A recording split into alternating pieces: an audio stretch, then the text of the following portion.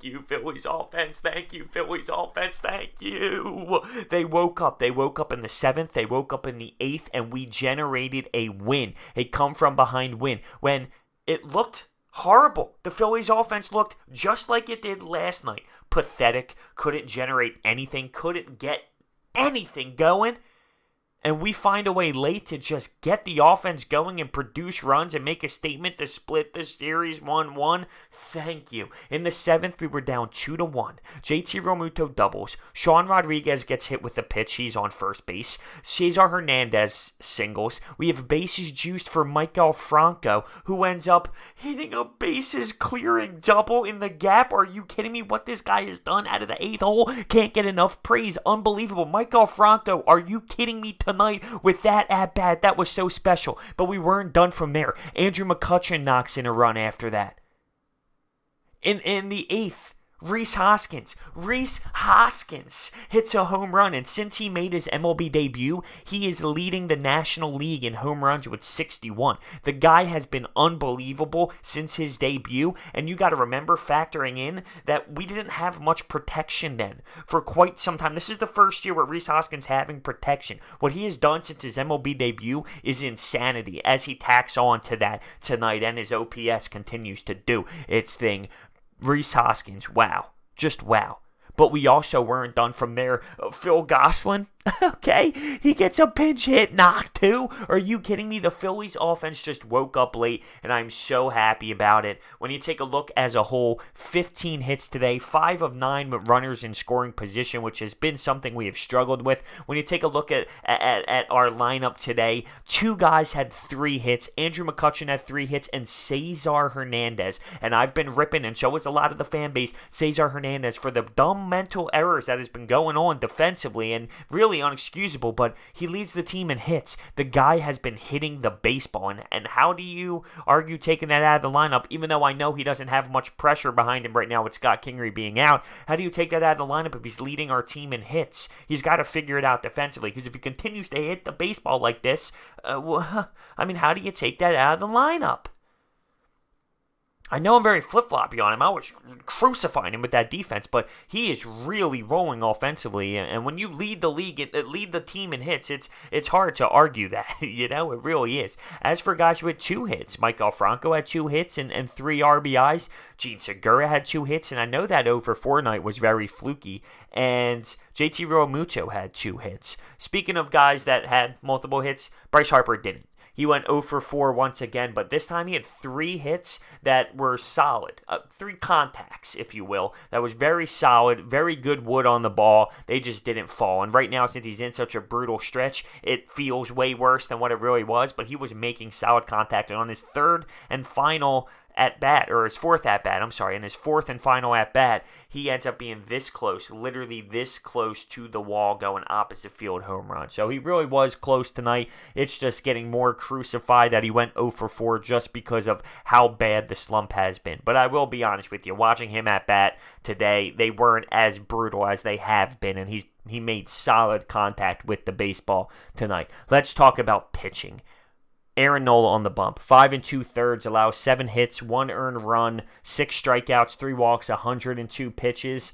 Still not my favorite Aaron Nola. Now, obviously, there is way worse Aaron Nola that we have seen, and there's way better that we have seen. This is just middle of the road. This will get you a win, but I still want to see Aaron Nola get to where he was last year. Don't we all? I don't understand it. Where's the location? Where's the off speed? It's not that it's brutal, but it was 100% locked in last year, and it's not to that extent right now, and it's a difference maker for the way that he has been pitching. We need to get him back on track, because last year, we knew what we got out of Aaron Nola. Every time Aaron Nola was on the bump, you said, okay, that's a solid W. Not that you can potentially 100% write it off, but a 95% chance you were getting that W. Now when he takes the bump, you really just don't know. And 5 2/3, it's not bad. He only allowed 1 run. It's not bad, but it's not great either. He's our number 1, technically.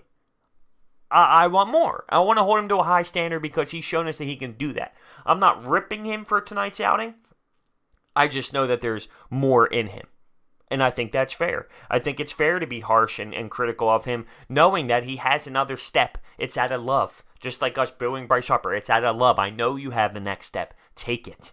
Take it. if I'm going to nitpick just a tad tonight, we used Hector Neris for one pitch in the 6th inning when we pulled Aaron Nola. At the time, the game wasn't in hand. At the time, we didn't know who was going to win this baseball game.